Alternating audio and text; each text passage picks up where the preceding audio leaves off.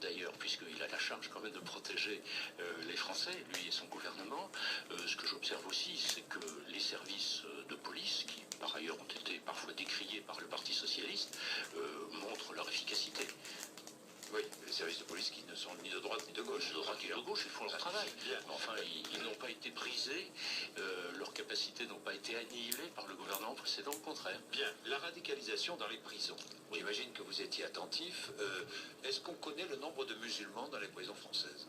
Je lisais dans la presse, qu'on évalue leur nombre à peu près la moitié des personnes qui sont en détention.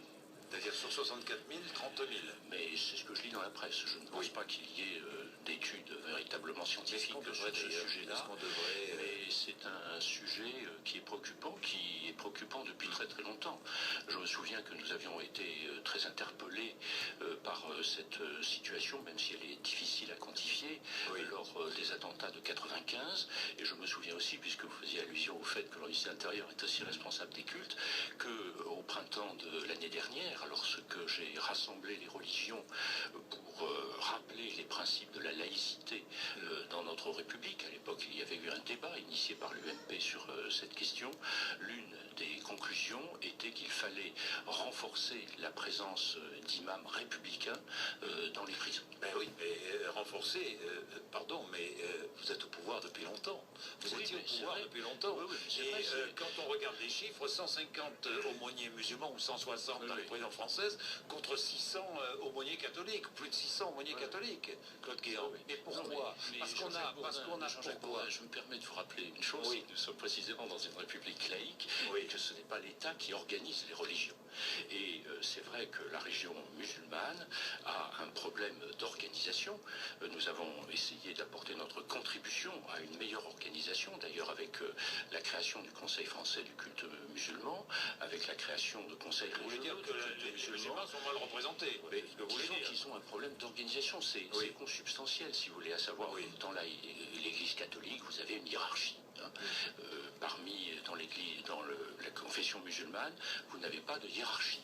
Et nous avons toujours, nous le savons bien, et nous n'avons pas résolu cette question, un problème de la formation des imams en France.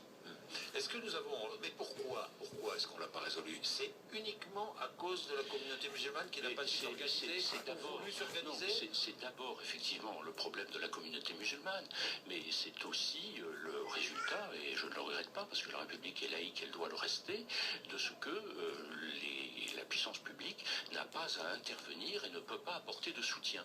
Ceci dit, elle peut favoriser certaines initiatives. C'est ainsi par exemple que des enseignements ont été mis en place qui sont complémentaires à l'enseignement de la religion à proprement parler dans les universités de Strasbourg et de la Sorbonne, afin de favoriser la création d'un corps d'imams qui soit conforme à ce que nous souhaitons, qui soient notamment des imams français, qui ne soient pas des gens qui viennent de l'extérieur, qui ne parlent pas le français et dont nous ne connaissons guère l'idéologie. Le nouveau projet de loi anti-terroriste nécessaire ou pas selon vous?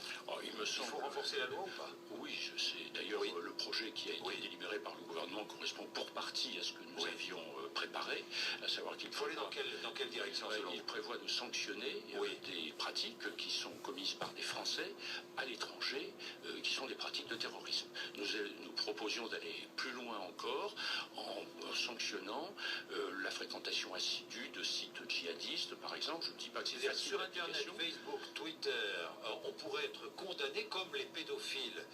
Ceux qui vont consulter des sites pédophiles, c'est ce que nous proposions, sont condamnés. Est-ce qu'on devrait condamner ceux qui vont consulter sur Internet, sur Facebook, des sites qui véhiculent une propagande terroriste ou la haine raciale?